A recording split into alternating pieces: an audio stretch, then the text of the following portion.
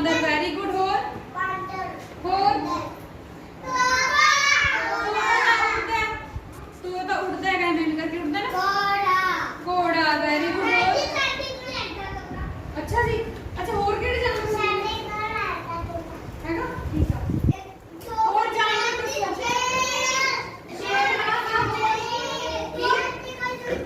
चूचे ने। अच्छा चलो देखो, शेर हुंदा है, बांदर हुंदा है, हाथी हुंदा है ना, कितना कुछ हुंदा है, पूरा भी हुंदा है।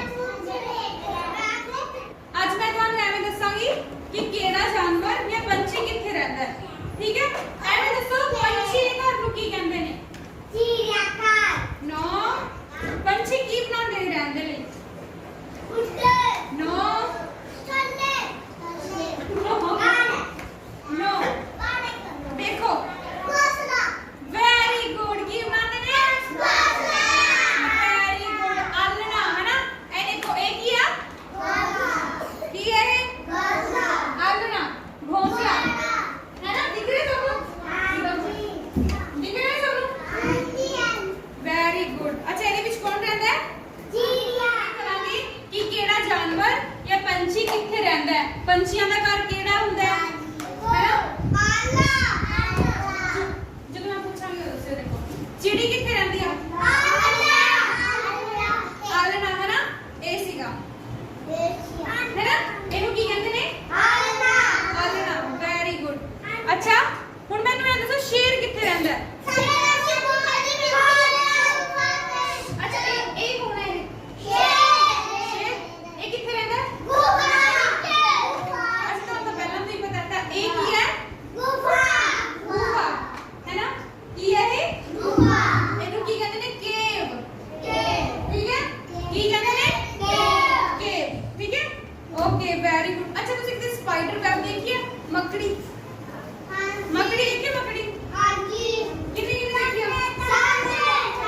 सबने देखी है, मैंने देखी। मकड़ी का घर देखे घर किਵੇਂ ਦਾ ਹੁੰਦਾ ਹੈ? ना नो चुप है ना, अपने घर च भी ਲੱਗਿਆ ਹੁੰਦਾ ਹੈ। ਉਹ ਕੌਣ ਬਣਾਉਂਦਾ ਹੈ? ਮੱਕੜੀ। ਉਹ ਮੱਕੜੀ ਦਾ ਘਰ ਹੁੰਦਾ ਐਵੇਂ ਦਾ ਹੁੰਦਾ ਨਾ, ਹੁੰਦਾ ਨਾ। ਇਹ ਕੀ ਹੈਗਾ? ਮੱਕੜੀ ਦਾ ਜਾਲਾ, ਮੱਕੜੀ ਦਾ ਘਰ ਹੈ ਨਾ। ਓਕੇ ਜੀ।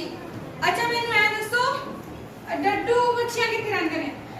ਮੱਛੀ ਡੱਡੂ ਪਾਣੀ 'ਚ ਰਹਿੰਦੇ, ਧਰਤੀ ਤੇ ਵੀ। ਮੱਛੀ ਕਿੱਥੇ ਰਹਿੰਦੀ ਹੈ? ਤਲਾਬ ਦੇ ਵਿੱਚ ਹੈ ਨਾ। ਕਿੱਥੇ ਰਹਿੰਦੀ ਹੈ? ਇਹ ਕੀ ਹੈ? ਦੇਖ ਰਹੇ ਸਭ ਨੇ ਤਲਾਬ, ਇਹਦੇ ਵਿੱਚ ਕੌਣ ਰਹਿੰਦਾ ਹੈ? ਮੱਛੀ, ਫਿਸ਼ है ना। Okay very good. अच्छा थोड़ी कभी मधुमक्खी लड़ी है? मधुमक्खी शहद खाने ना, बस शहद शहद ਹੁੰਦਾ ਸਭ ਦੇ ਘਰ ਹਨੀ, ਤਾਂ ਕਿੱਥੋਂ ਬਣਦਾ ਹੈ? Very good. किੱਥੋਂ ਬਣਦਾ है? मधुमक्खियां ਤੋਂ। अच्छा मधुमक्खियां ਦਾ ਛੱਤਾ ਦੇਖਿਆ ਕਦੇ? ਕਿਵੇਂ ਦਾ ਹੁੰਦਾ?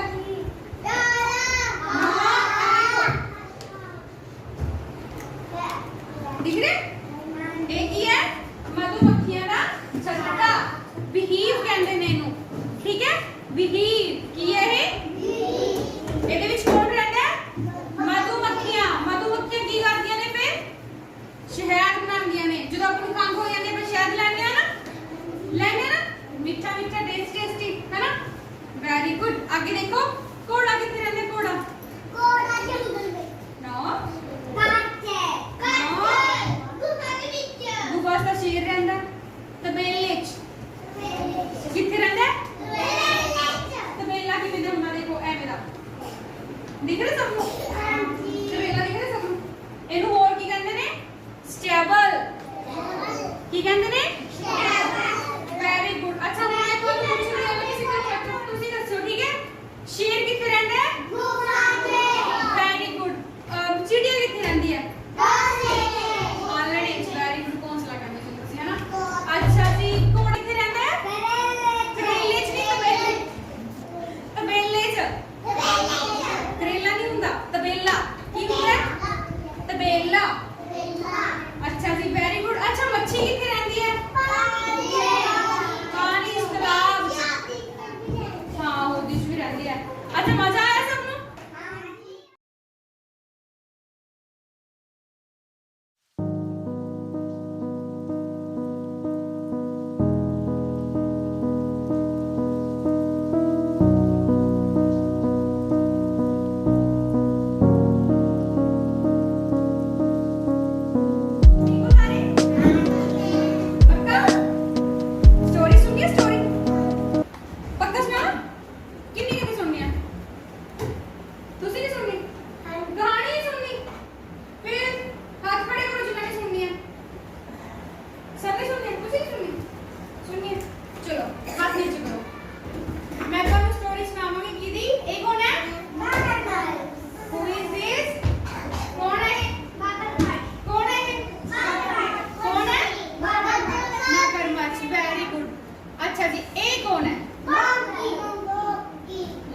Very good. कौन है ये?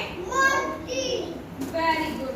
अच्छा तो स्टोरी सुनावा है, ये पता लग गया ना सबनू ये कौन है? क्रोकोडाइल है। हुन मैं ਤੁਹਾਨੂੰ ਕੀ ਸੁਣਾਵਾਂਗੀ? स्टोरी। की दी स्टोरी? मगरमच्छ ਅਤੇ बांदर दी। इधर देखो भी सारे, ऊंची बोलो भी सारे। Okay very good. देखो हुन सुनो, एक बार पता की होया, एक बांदर सी ते होर कौन सी? मगरमच्छ। ਇਹ ਦੋਵੇਂ ਨਾ ਪੱਕੇ ਦੋਸਤ ਸੀਗੇ, ਬੈਸਟ ਫਰੈਂड्स। ਕੀ ਸੀ?